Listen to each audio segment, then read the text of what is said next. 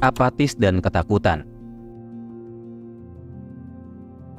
Dalam ilmu psikiatri ada istilah delusion of reprieve, yaitu kondisi ketika seseorang berhayal akan penangguhan hukuman mati.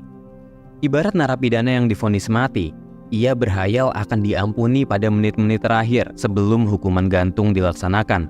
Di kamp konsentrasi, Victor dan teman-temannya mengalami hal itu. Kamp konsentrasi adalah area yang dibangun oleh Nazi pada Perang Dunia Kedua untuk menampung tahanan politik. Para tahanan dipaksa bekerja rodi tanpa diberi makanan yang layak dan waktu istirahat yang cukup. Banyak tahanan yang meninggal di sana. Kehidupan yang buruk di kamp konsentrasi membuat tahanan yang masih hidup amat rentan mengalami gejolak mental, termasuk delusion of reprieve. Sejak pertama masuk kamp konsentrasi, Victor mengamati perubahan gejala psikologis yang dialami oleh para tahanan. Pada fase pertama, muncul ketakutan luar biasa. Reaksi abnormal terhadap situasi abnormal adalah wajar menurutnya. Kondisi ini akan berubah setelah beberapa hari ketika memasuki fase kedua, yaitu bersikap apatis. Tahanan kehilangan emosi, tidak lagi tanggap terhadap siksaan yang didera. Dalam kondisi tertekan tapi tetap harus bertahan hidup, batin tahanan bisa sampai pada titik terbawah. Apatis ini menjadi bentuk pertahanan diri. Fase kedua ini membuat tahanan hanya mampu memikirkan cara agar tetap hidup, terutama bagaimana memperoleh makanan.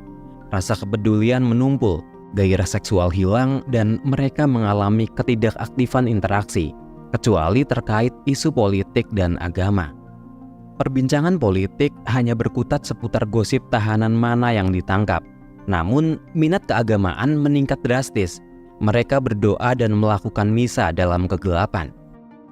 Sebetulnya tahanan tidak mengalami kematian emosi total. Di camp, di mana semua orang disamaratakan terlepas dari status sosial mereka sebelum menjadi tahanan, pertentangan sosiologis juga rentan muncul. Mereka yang sebelumnya punya profesi menjadi rendah diri sehingga lebih cepat marah. Kemarahan itu berlipat ganda ketika terjadi bentrokan dengan sikap apatis orang lain. Akibatnya, pertikaian massal kerap terjadi. Teori Dostoevsky menyatakan bahwa manusia bisa menjadi terbiasa dengan kondisi apapun, bahkan dalam kondisi paling buruk sekalipun.